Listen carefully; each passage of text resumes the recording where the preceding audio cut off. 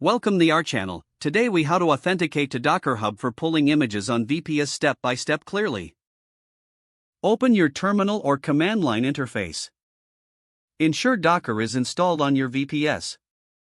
If Docker is not installed, you can install it by running the appropriate command for your operating system. Log into your Docker Hub account in a web browser. If you don't have a Docker Hub account, create one.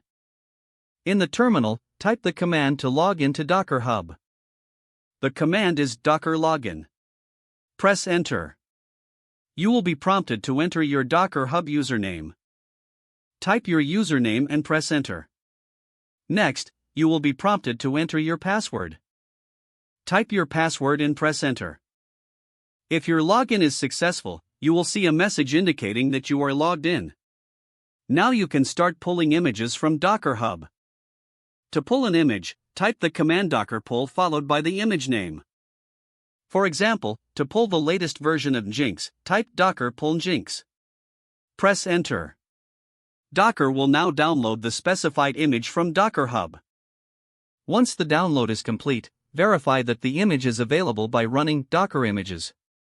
You will see the pulled image listed in your local repository. That's it. You are now authenticated to Docker Hub and can pull images as needed. If the page does not load, refresh the browser or try again in a private or incognito window. Make sure you are using the correct email address, then retype it carefully to avoid small typos. If your password is not accepted, use the reset option and create a new strong password you can remember. Check your spam folder for verification or security emails, then complete any requested confirmation steps. Enable two-factor authentication if available to improve account security and reduce unauthorized access risk.